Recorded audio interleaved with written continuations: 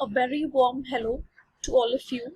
My name is Abdu Sharma from PCMSD College for Women, Jalandhar. My department is English. The topic of my presentation is literature and its relevance in the contemporary world. Before I proceed, I would like to cite a renowned British writer, C.S. Lewis. He says, "Literature adds to reality. It does not simply describe it. It irrigates the deserts that our lives have already become." I repeat, it irrigates the deserts that our lives have already become. The excerpt, I believe, itself justifies the supreme stature literature has been elevated to. Literature makes us think, conceive, gauge, and critique life. It is essentially imaginative and ingeniously contrived. A literary work is molded by its context. Literature speaks of its time. It is simply not possible to isolate any piece of writing, any literature from its context, be it social, cultural, or political. Literature makes us inquire and acknowledge multiple perspectives. It is a reflection of society at large. It acts as a mirror of society. It is didactic in character. A literary writer always has a moral in his mind. Didactic means it intends to teach something. Let us take an instance of our antediluvian texts like Ramayana and Mahabharata, which are preached as sacrosanct to a Hindu society. However, such texts should be read from a literary perspective, appreciating the intricacies of the plots and subplots, the stirring monologues, and the nuanced meanings, all expressed through a very rich vernacular. It broadens horizons. There are limitless visions and the kaleidoscopic thoughts which are gladly received within the ambit of literature. It makes us assimilate the differences of diverse cultures and segregated sects. It expedites escapism. One needs a leisurely retreat to break the monotony of one's existence.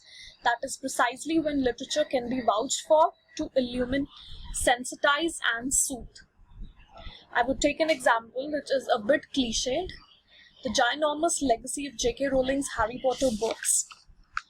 We do realize that the kind of world she has concocted is absolutely non-existent and bizarre, but we cannot refute the fact that novelist has ingeniously unleashed her sensitivity on humanistic notions by delineating a world split into groups of muggles, the non-magical folk, and the magical one, wherein she advocates an egalitarian society, an equal society, not just for individuals, but for creatures like elves and centaurs.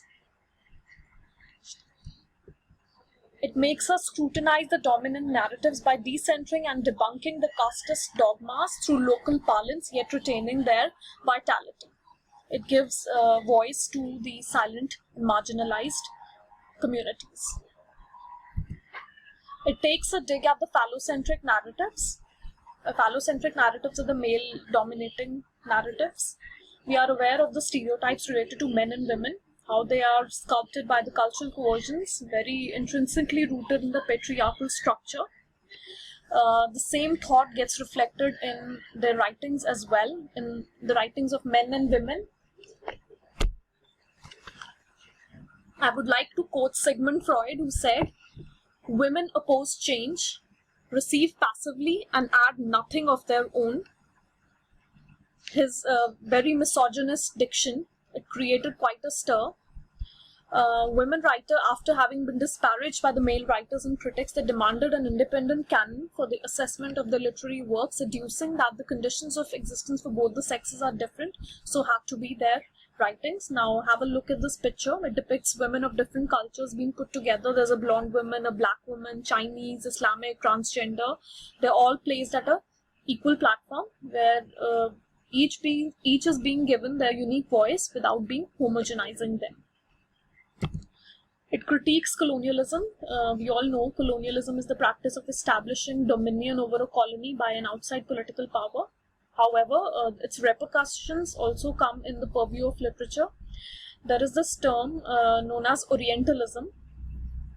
It means the representation of the Eastern culture in the eyes of the West in an attempt to accentuate its own supremacy. For West, the East was a land of exoticism, treasure, romance, but no intellect and rationale whatsoever.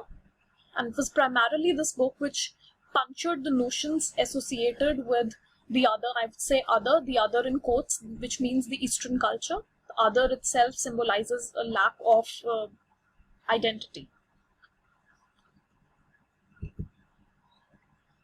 Consensuous and queer readings. Queer is an umbrella term for sexual and gender minorities which are not heterosexual. This approach, the queer approach, it was very influential in destabilizing the taken for granted identities and categories. There is binarism. Binarism means that the world is only split into binaries. There is either black or white, or good or bad, but we must acknowledge the fact that there are certain grey areas as well. Then there is normativity. Normativity pertains to a norm, that is, there is a standard. That is how a societal structure is supposed to function, and there must not be any deviation. However, the queer people, they strictly opposed both these concepts, binarism and normativity. I might also like to point out over here that had it not been for this approach, these people, queer people, we would not have had Article 377 of the Indian Penal Code being decriminalized. Thank you.